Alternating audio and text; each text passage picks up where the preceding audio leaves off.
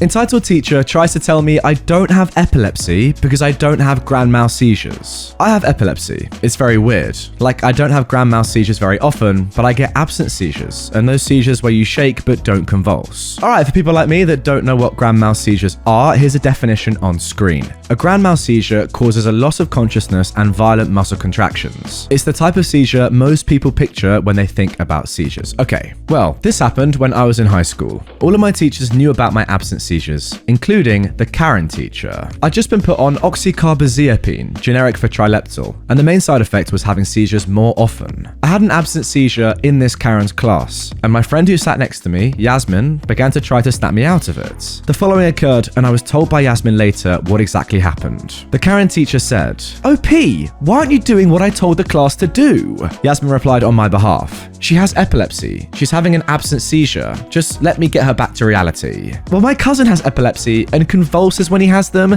so she doesn't have epilepsy, and she's just faking it. If you don't do what I assign in the next moment, OP, you'll have detention.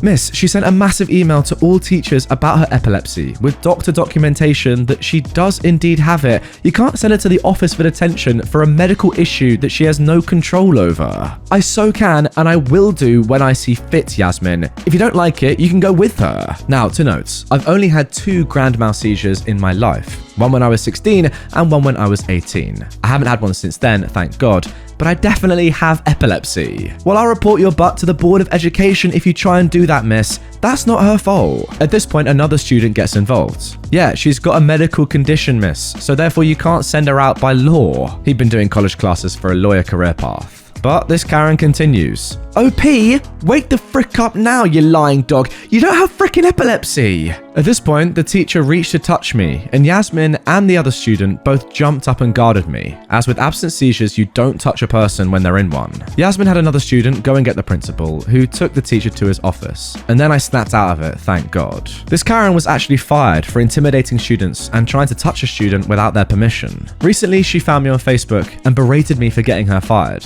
It wasn't me, it was Yasmin's dad that did, and causing her own kids to be taken and put into the foster care system because she didn't have money to care for them.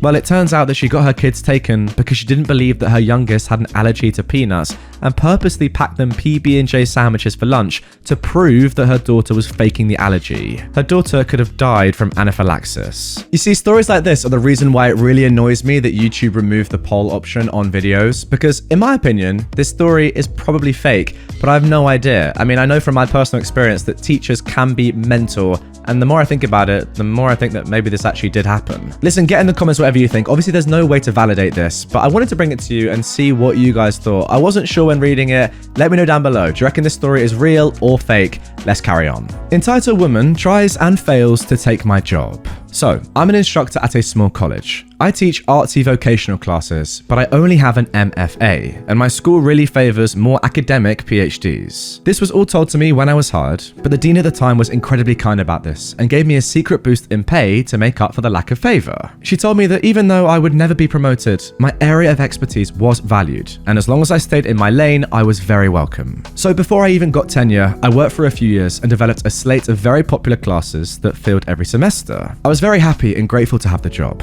Titles mean nothing to me, and I was just happy to be successful at a job that I loved that helped people. I also learned very quickly never to step on the toes of more senior faculty. I stayed in my lane. Then, a woman was hired in another subgroup of my department. I never met her, nor was I involved in her hiring. She had nothing to do with me, but she does have a PhD. Now, before I even met her, I saw on her social media that she announced that she would soon be teaching all of my classes, and she was delighted to be doing that. I was shocked because I went through a rigorous hiring process, and I'm exceptionally qualified to teach in my area. She has no publications in my area, and her degrees are only vaguely related to my area. I figured my chair would put her in place, but I was wrong. Instead, I was called into the chair's office and told, "Our new hire is very interested in what you do and wants to help you." I stared my chair down. She's got a degree in X, but was hired to do Y. That doesn't have anything to do with me. Well, her degree is multidisciplinary and she is more than qualified. This shocked me because it was way out of protocol. There was a pecking order, one that I'd followed. I also realized very quickly that if I gave in, I'd have no job. I'd be shunted off to teach stuff I wasn't qualified to teach.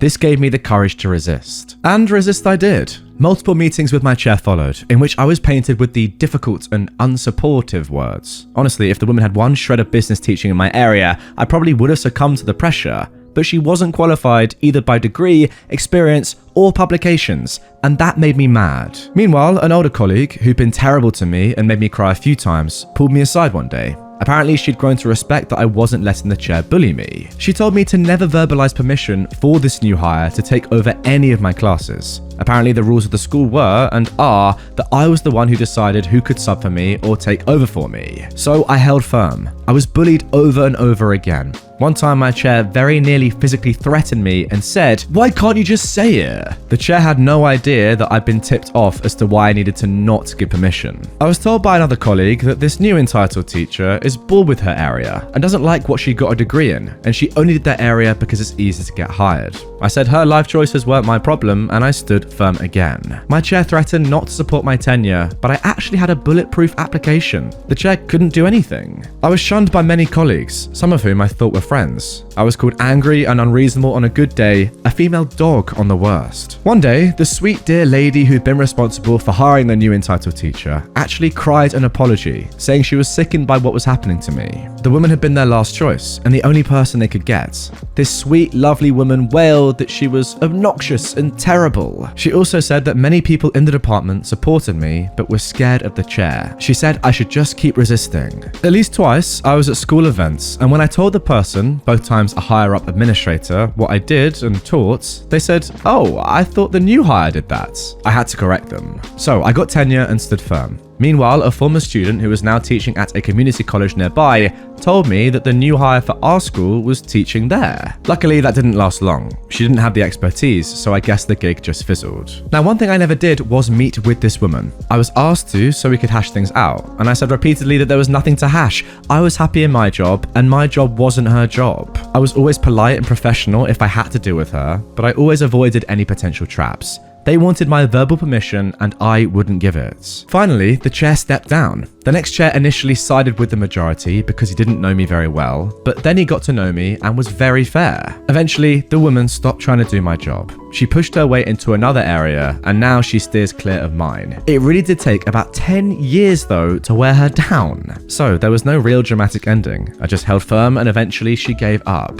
The reason I'm sharing is recently another colleague told me that he always thought that that woman and the chair were having an affair, and that this is why everything happened. Maybe I'm naive, but the thought never crossed my mind. Plus, the woman is actually not attractive at all, so I couldn't picture it. Anyways, over the years, whenever that entitled woman has done anything terrible or stupid, my colleagues will always share it with me. Still, I actually have little ill will left for her. I won most of the battles and the war, and that's good enough. I still love my job and my students, and I'm glad I fought for it. They say academia is the Game of Thrones without the beheadings. Fair, I think. Sorry, I did not realize how long that was going on. When you said you've been doing this and fighting her off for 10 years, that is unbelievable commitment. I mean, fair play for her as well. She kept trying to go at this for 10 years, trying to steal your job. That is how you know that she's probably entitled. The fact that you kept up with this and made sure that she wasn't going to get it, and you stood firm in front of loads of people trying to tell you to leave, trying to force you to leave. Yeah, elite from you, crazy from her. My boss knows exactly why I'm quitting my job. Okay, so first a bit of background. I started my current job half a year ago. It's nothing fancy, but a legal job in a governmental agency. When I was employed, there were plenty of red flags. I couldn't negotiate my pay with HR and was asked, well, do you want the job or not? So I was placed at the lowest graduate pay. My new boss, let's call her Karen, also informed me that she was skeptical of men because they have a tendency to have a peacock attitude. In the trial period, Karen was joking about her right to have me dismissed without a reason. Yeah, that made me feel great about the work. Anyway, I started the work and quickly discovered that there's a lot of stress in the workplace. We've had a lot of resignations, people calling in sick, and last-minute tasks. The 3 remaining in my function are covering the work of 7 people. My function requires me to travel very often, so imagine getting 20 hours notice that you have to travel for 8 hours on your weekend having a 70-hour work week, though the contract says 40, and never being able to do our daily tasks because there's always an urgent task. It is a mess. And due to people resigning all the time, we have to do a lot of overtime work, especially those of us who hold a law degree, with frequent travel to other parts of the country. Now, my colleagues are amazing, and we do have a lot of fun, but we are stressed all the time, and colleagues break down crying due to the stress from time to time. Now, my boss Karen is actually quite nice, but she should never have been put in charge of this department. Due to her boss being nasty to her, she'll often take it out on me and my colleagues. After 6 months of verbal abuse, I started checking out the job market. I was quickly offered a job closer to my speciality with less overtime and a massive jump in my salary, 40%. I accepted it on the spot and called Karen to resign. She took it sort of well. In 5 minutes, she was through all the grief stages. Denial. You couldn't already have found a new job. Anger. Who's stolen you from me? Give me his name and number. I didn't. Negotiation. I'll match the pay. I told her that she can't, but I agreed to not take my stored-up vacation and get it paid out instead. Depression. You've been the biggest success story in my employment that I've had. I can't replace you. This is saddening. And then finally, acceptance. Okay, it's closer to your interests. I'll miss having you working with me. Now all I have to do is to work through my 30-day resignation period. I can manage it. A few days ago, we had an extraordinary seminar on well-being and stress at work. Yes, that is how bad it is here. We had to talk in groups, and in my group was Karen, another colleague who was resigning, and a recently promoted colleague. My recently promoted colleague made the point that with better well-being, better communication, respect of the work-life balance, and less stress, the retention would be better. But Karen knew better. No, these two guys aren't quitting because of stress and lack of well-being. They're part of a generation me first. I can't blame them for being a part of an unfaithful generation that doesn't respect the workplace and is ungrateful for the chances provided. Yep, she really said that. You know what? I might take the last week off now. I'm done with Karen. We've both told her why we're quitting, but she's not even respecting our reasoning, instead of making it a problem that we don't live to work, but work to live. I mean, come on, even at that point, the most stupid person with their head in the sand would realize that the turnover rate is as high as it is for a reason, and it's not just because of the generation. It's obviously an internal issue. It's not that hard to get. Like when you're at a work event and literally 2 of the people on your table are resigning in the next few weeks, and then you're explaining to somebody, no, it's their problem, not ours. Yeah, surely at that point you look at yourself and you think, maybe something's gone wrong here. Like, what am I doing? And by the way, I'm not blaming the Karen entirely for this, by the way. Like, OP has said that they have a lot of pressure from their boss and above. It's a company-wide issue, but it definitely needs sorting, and it's definitely a company issue. So that's what discrimination feels like. I've recently discovered that sitting in a chair all day, every day can have a detrimental effect on your lower body, places like lower core, hips, and glutes. Happily enough, my gym offers a trainer-led class that targets that area specifically. I also happen to know for a fact that promotional material for said class exclusively features females in all the pictures. I checked the signups for it, and it's listed as one I can register for. Sometimes there's specific classes for age or gender that just won't appear in my feed. So just to double check that it would be okay for me to participate as a guy, I went to talk to the staff last Friday about it, and actually wound up talking to the seemingly nice woman who leads the class. Spoiler, she's a bit of a sadist, but in a good way, if you catch my drift. I mentioned my particular problems and complained a little bit about how frustrating it is trying to get stretches done based on what you see on a video. Her response was, and I quote, "Oh goody, a special project. I'll put you up front with me to make sure your form is perfect." I mentioned that sentiment being terrifying, and she said, and again, a direct quote, "Oh, you have no idea. See you Monday." This statement was punctuated with the gleeful tiny claps that some people do. So Monday, class time rolls around and I show up. It turns out the class is being held in a yoga room, which is heated to 80-something Fahrenheit and kept fairly humid.